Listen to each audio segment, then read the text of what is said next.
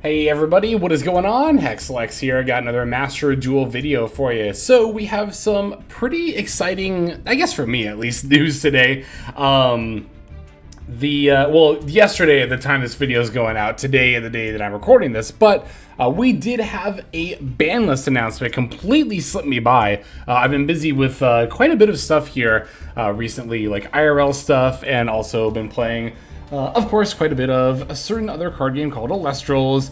For those who haven't seen it yet, I did manage to get a box from the Alestrals team showing off some cards and talking about the new digital client for that game, Clash. So link to that's going to be in the description below if you feel like checking that out. But if not, totally understand if you just hear from Master Duel.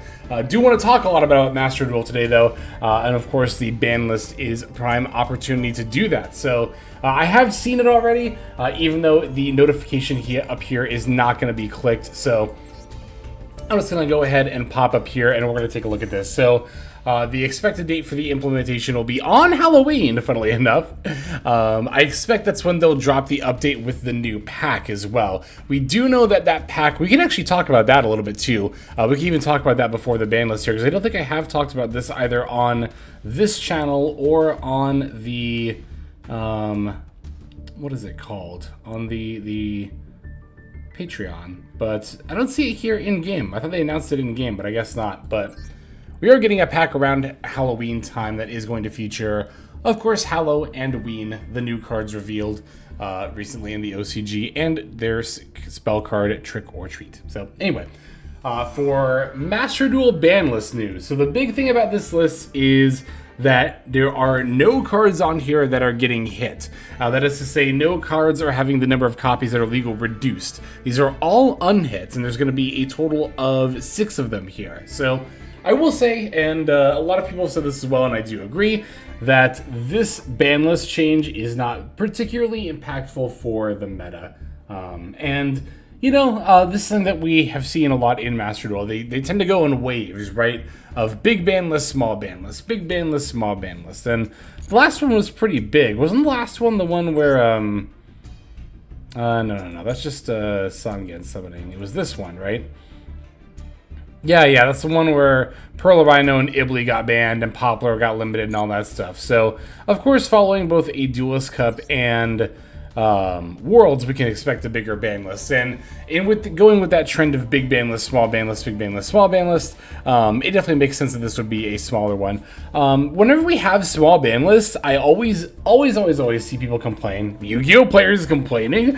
What? No. I always see people complain about smaller ban lists saying, why did they hit this? Why did they hit that? Why did they hit this? But I much prefer this method of a ban list every single month, and one that kind of alternates with, you know, more hits, less hits, or more impact, less impact.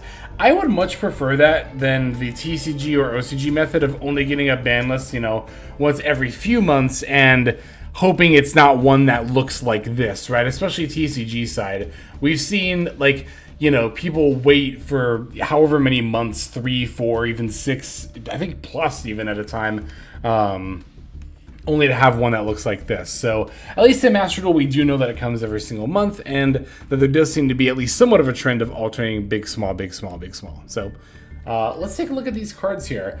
Cards to be semi-limited, branded opening, going from 1 to 2. We do, of course, know that card to be the quick play spell card that lets you add or summon a Despia monster or Albaz? I don't think it's Albaz, is it? Either way. Yeah, I mean, it's a nice little consistency booster for Branded. Branded is kind of in a spot where it's in a spot where it's been just kind of in the middle of tier 2 for like it's well over a year at this point. I think even over a year and a half at this point. Coming up on 2 years, Branded's just always been a very, very solid tier 2 deck. There's been moments where it's been tier 1, but I don't think it's ever fallen down to tier 3 in my opinion. Arguably during tier limits meta, you might have called it a tier 3 deck, but with tier limits being just so undoubtedly strong in that meta, there were a lot of things that were considered tier 3. So, but even then I think it was probably a tier 2 deck. So yeah. Branded opening going to 2 is a nice, like I said, a little bit of a consistency buff. Shouldn't have too much of an impact on the deck. speaking of consistency buffs, but this one does have a significant impact on its respective deck. And the one I'm most excited for, Spright Starter, going from 2 to 3. Let's go! Hell yeah! Oh, love to see it. We love to see the Spright Starter going from 2 to 3. Actual acknowledgement from Konami, at least to some degree, that, like, you know what? The Beckoning Beast and Spirit Gates hits, you know, did reduce the number of starters that Spright had. So they gave them another one back, and they gave them their actual in-archetype one. This makes me very optimistic for Blue and or Jet to potentially go up to 3 as well. I would have expected both of those to go to 3 before Starter did. So it actually kind of makes sense, because Starter and Jet, or I mean Blue and Jet rather, are kind of like what let you go into like a lot of combo lines, right? That it's, well, the main thing is that Starter 2 locks you, right? So for like the U-Bell variant, you could special Blue or Jet and then later go into a Phantom still. For the Synchro variants, you use Blue and Jet as bodies to Synchro with, and then you 2-lock later. So I guess it does make sense giving a third copy of Starter back before the third copy of Blue or Jet in that regard, right? Because Starter 2-locks you, meaning that you're going to be forced to either play more in archetype or at least be only using so much of other engines, which is... you know, I mean, that's always the thing about Spright that I've really appreciated, is that, like, it makes a lot of other decks relevant without, like, you know, completely taking away from them, right? Because, like, I'm trying to think of an example of this where, you know, you see a variant of a deck like TG, I guess, is kind of an example of this, or, like, where TG, I guess not even just a variant, but TG in general is like very supported by the Snake Eye engine, and a lot of the time, especially if you get disrupted, you're kind of just playing a Snake Eye deck that sometimes does TG lines, right? That sometimes synchro combos out, but a lot of time if your synchro combo gets disrupted early, you just go pivot into a Snake Eye board. So that's kind of a case where, like, yeah, Snake Eye lifts up TG, but a lot of the time also ends up kind of stealing its identity. But Spright doesn't do that. If you look at Spright variants, Tri-Brigade Spright ends on Tri-Brigade stuff. Runic Spright very heavily relies on the Runic stuff. For hire Runic Spright very much plays the for hire stuff. It's very integral. Is that the word I'm looking for? Yeah, integral to their strategy. I don't know why it took me so long to think of that word there. You know, all these different variants that Spright helps. It's not like they're using the in-archetype stuff and then just ending on, like, Elf IP Red Carrot Pass. Sometimes that happens if you get disrupted, but a lot of the time you are ending on the archetype variant stuff, you know, which is cool. Oh, Live Twin, that's the other big example. Yeah, you would definitely end on the Evil Twin cards in Twin Spright, so... it's nice. It's very nice to see Starter go to 3. I think that's a very, very good unhit. But Lex enjoying the Starter, or I mean the Spright unhits, really? Huh. Surprising, I know. Anyway, MX Saber Invoker, another card going to 3. This card was at 1, going up to 3. That is the rank 3 that's generic that summons a level 4 Beast Warrior? Is it Beast or Beast Warrior, or is it just Beast Warrior from your deck? I think it's Beast or Beast Warrior, but might even be Warrior in there too. I really don't remember. But anyway, yeah, MX Saber Invoker. This is kind of one of those cards where, like, if it was going to be broken at 1, you know, 3 isn't going to make much of a difference because it's an extra deck card, right? Historically, it's been able to cheat out Zodiac cards, which it does still do a lot of the time when it does see play, but that's not particularly problematic. It does see play in the Makanko Warrior pile decks as well, but it's not particularly problematic there. Those decks don't need MX Saber Invoker to pop off. It just helps sometimes. And yeah, I mean, like I said, if this card was going to be broken, it would be broken when it was at 1, right? So it's like a 3 or 0 kind of a deal. It's very much fine, I think. So. Destiny Hero Malicious. This, on the other hand, is a significant unlimit, going from 2 to 3. The third Mally, you know, if you know, you know. If you've ever played with Malicious at 2 and 3, then you know how much of a difference that third Mally makes. I don't know, actually, if it's at... Hang on, let me look this up. I'm quite curious to see... We do it over here on this tab. So yeah, let's see. Destiny Hero I want to see if it's at 3 in any other format. I searched up Destiny Hero Malicious, and one of the first things that comes up is actually a Reddit thread. It's like, would unlimiting Mali be so bad? Here, let me go. There we go. Unlimited in the TCG. Okay. Semi-limited in the OCG. So, interesting. Yeah, I don't think the third Mali is like particularly broken, but it's very, very good in any deck that plays Mali, which of course is mostly going to be heroes. But I mean, having access to a level 6 non-tuner body, multiple level 6 non-tuner bodies now that it's at 3, is quite good. You know, I could very easily see that coming up for synchro decks, potentially, of course, Teledead back in the day. Very much love that, but. I don't know, it's probably too slow to work like that kind of a strategy nowadays, but there's always potential, you know? It's definitely a card you could very easily cook with. It's much easier to cook with this card when it's at 3 as opposed to 2. That's definitely for sure. So I would keep my eye on this, and not only again for heroes, but just in general. But speaking of heroes, the other 2 unlimits are actually pretty nice for heroes as well. Mask Change 2, which has been at 2 literally since the beginning of Master Duel, is finally becoming unlimited. It's wild too, because when Master Duel began, like, it's not like tier limit was big. Because I know for a while people thought Mask Change 2 going into Dark Law with tier limit was going to go crazy, and that didn't really end up panning out as a tech that saw a lot of play outside of exactly tier 0 format, where having the Dark Law in the mirror match would definitely give you the edge, right? After tier 0 format ended, you never really saw Dark Law or Mask Change 2 in tier limit after that. But the semi-limit to Mask Change 2 in Master Duel dates the existence of tier limit, not only in Master Duel, but in OCG and TCG as well. So I don't know what beforehand was so broken about it that it needed to be at 2. I guess just generic access to Dark Law. They were like, not even fully, just kind of somewhat concerned about that. But anyway, this card going to 3, it's like, finally, this card did not need to be at 2 ever. And Fusion Destiny. This card was at 1 for a while, but it's been at 2 for a little bit, for I think a few months now. And yeah, I mean, the DPE engine is definitely not, like, Vert Anaconda is still legal, and the DPE engine still just does not see any play at all.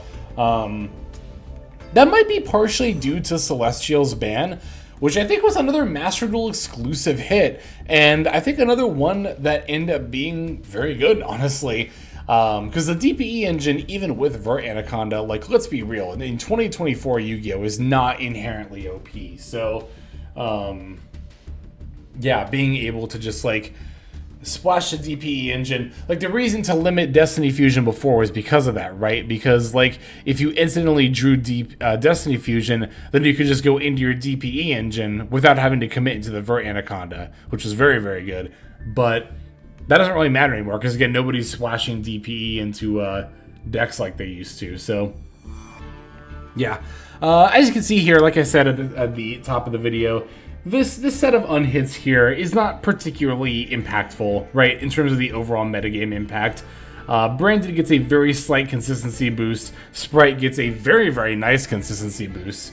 Hero is helped out quite a bit, but not to the point where it's going to become, like, high tier or anything like that. Like, Hero I would currently describe as a middle rogue deck, which mid-rogue might sound like I'm saying it's bad, but I think, you know, the way first of all, rogue, I classify any deck that can reach Master 1 or top a tournament as rogue, so there's a lot of decks that are rogue, and I think rogue decks are good and should be respected, right? And then I like to separate rogue into upper, middle, and lower rogue as far as, like, power level, right? So Heroes, I would say, is like middle rogue, maybe the upper end of middle rogue, if that makes any sense.